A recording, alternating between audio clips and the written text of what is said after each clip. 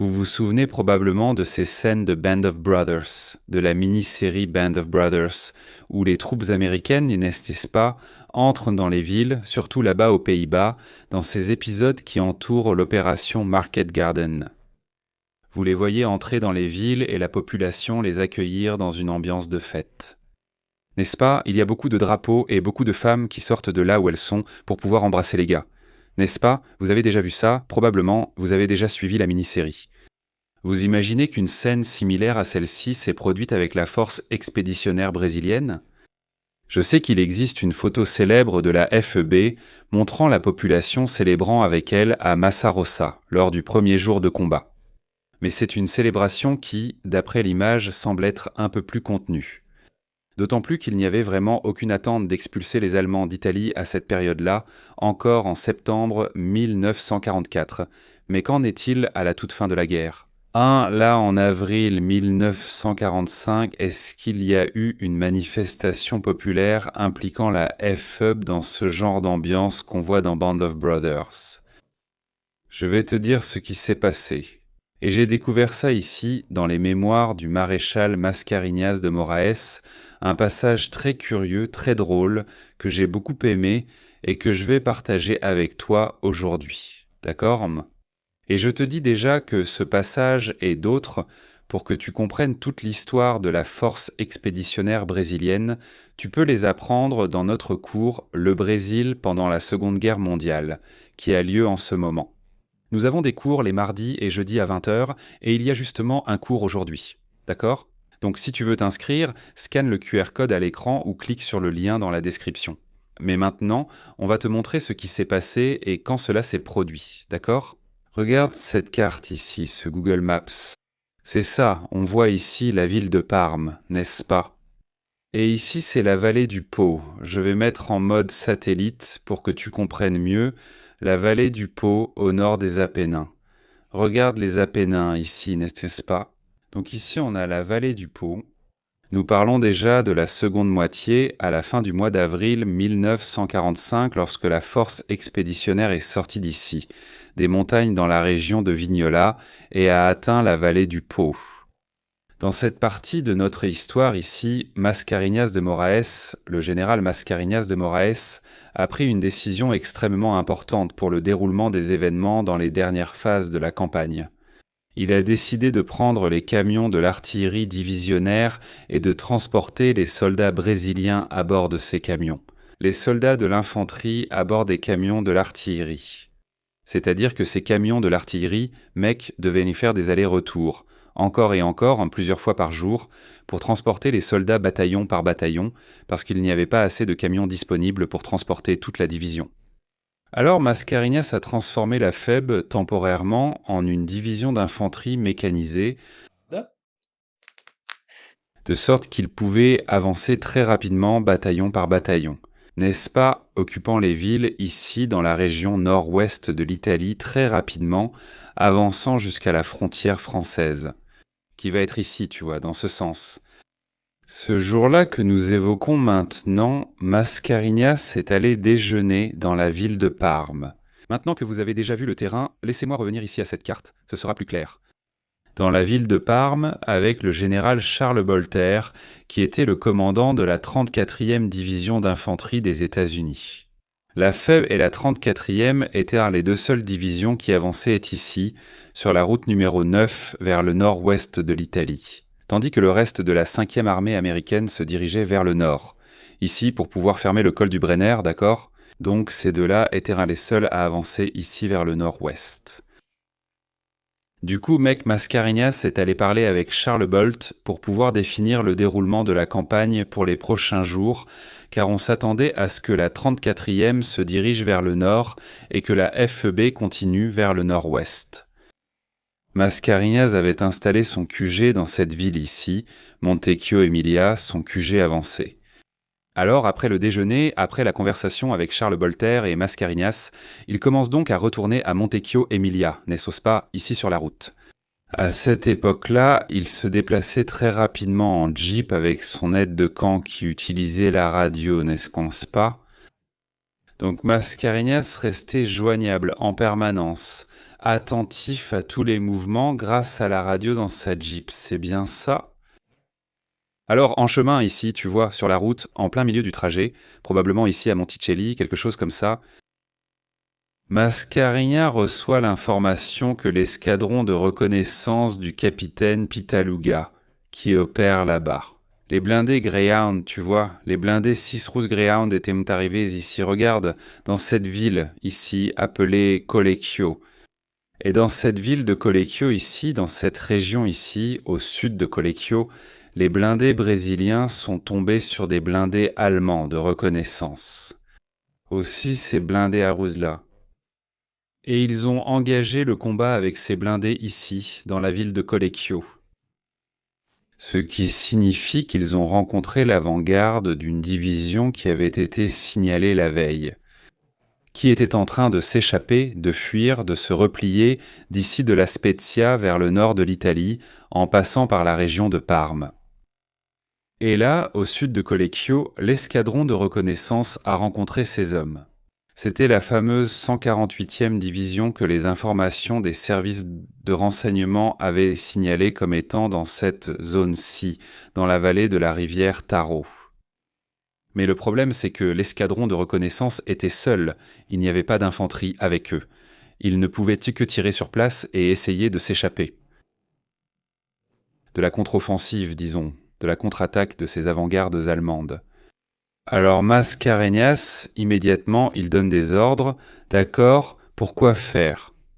Parce que le 2e bataillon du 11e régiment d'Accord, le 2e bataillon du régiment Saint-João del Rey du Minas Gerais, commandé alors par le major Orlando Ramagem, aille à Colecchio immédiatement. Pourquoi? Parce qu'il savait que le 2e bataillon venait d'arriver dans cette ville ici, regarde, San Polo d'Enza, qui se trouve sur les rives de la rivière Enza, qui est cette rivière ici, regarde, un affluent du fleuve Pô, n'est-ce pas? Alors, quand ce 2e bataillon du 11e arrive ici, un autre bataillon, celui du 6e régiment, avait déjà avancé jusqu'ici, regarde Neviano de Rossi, déjà près de Fornovo di Taro. Cependant, il était nécessaire qu'un autre bataillon aille occuper Colecchio. D'accord. Alors, Mascarenhas donne l'ordre par radio à Ramagem de se déplacer immédiatement là-bas. Mais mec, Mascarenhas avait déjà flairé la situation. Il sentait dans l'air que cette division pouvait être capturée. Qu'est-ce qu'il fait alors, mon pote? Au milieu du chemin ici vers Montecchio, Émilie Mascarenhas décide alors de dévier de sa route avec sa Jeep et d'aller directement à San Polo d'Enza pour pouvoir vérifier que son ordre est bien exécuté. Et c'est ici que notre épisode va vraiment commencer, mec. Tu sais pourquoi? Mec, Mascarenhas arrive à San Polo d'Enza, cette ville ici, regarde. Et lui, il en parle ici dans son livre, et je dois vous dire que Mascarenhas est un gars très réservé. Il est très formel dans son écriture, et pour qu'il dise ce qu'il a dit ici, vraiment, la situation était absurde. Ce qu'il a trouvé était absurde, parce qu'il dit qu'il est arrivé en plein carnaval. Mon gars, la population de Sao Paulo d'Enza a accueilli le bataillon Ramagem avec une fête, avec une énergie incroyable, en embrassant les soldats, tu vois. Et bien sûr, le soldat, évidemment, était plus qu'heureux d'être embrassé par les Italiennes de Sao Paulo d'Enza, n'est-ce pas? Alors, Mascarenhas est arrivé, il n'a vu aucun officier, il a seulement vu les soldats en train d'interagir avec la population locale. Et lui-même imagine la scène, lui-même debout sur la Jeep, il est passé en criant, ordonnant aux soldats de reprendre sa position, n'est-ce pas? Il a mis fin au carnaval qu'il a vu se dérouler là-bas jusqu'à ce qu'il trouve le major Ramagem au milieu de ce fameux carnaval.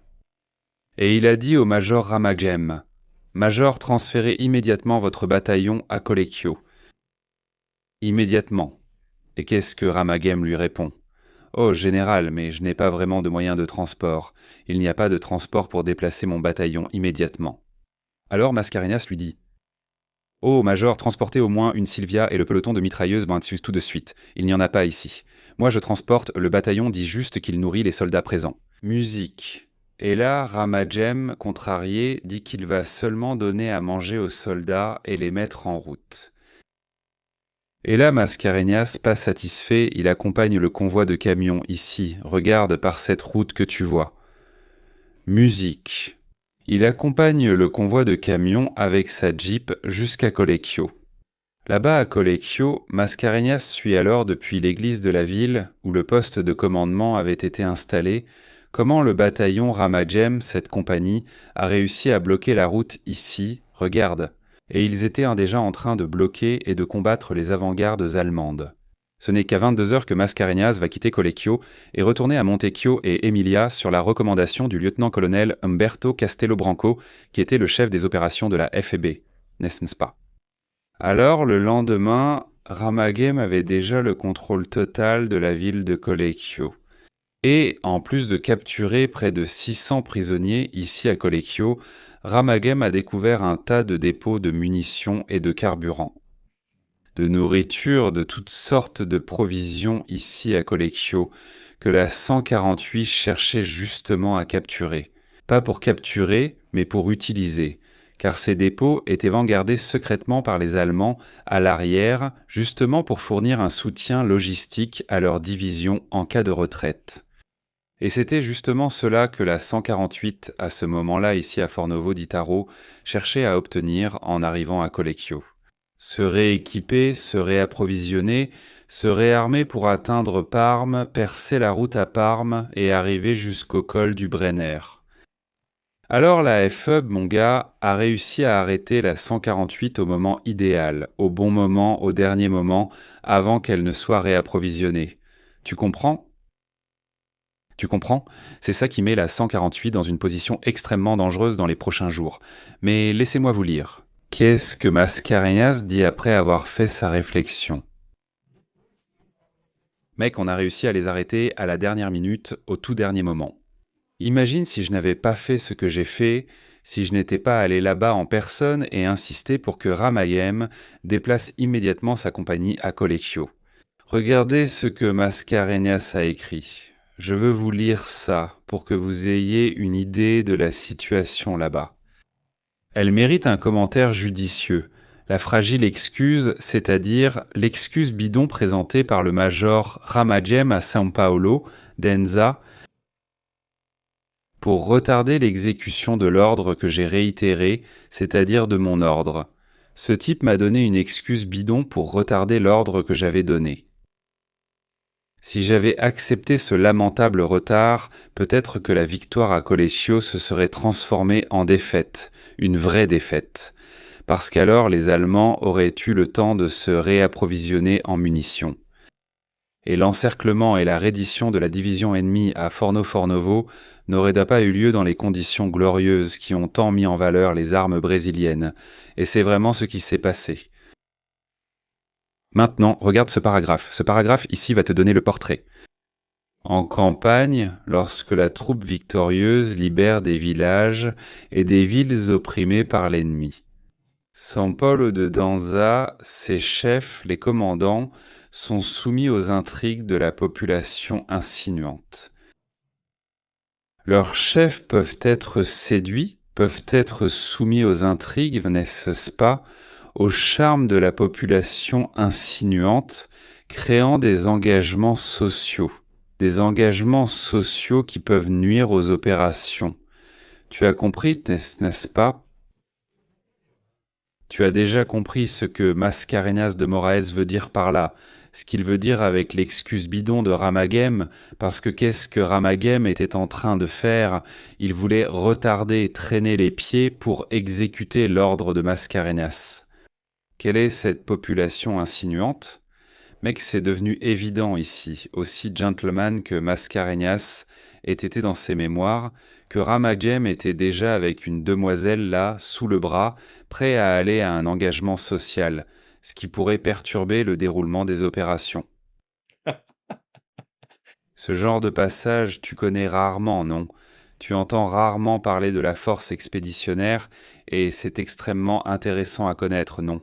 Parce que ça humanise la campagne de la FEB et ça place le soldat brésilien dans la réalité de la Seconde Guerre mondiale que tu connais déjà, non ?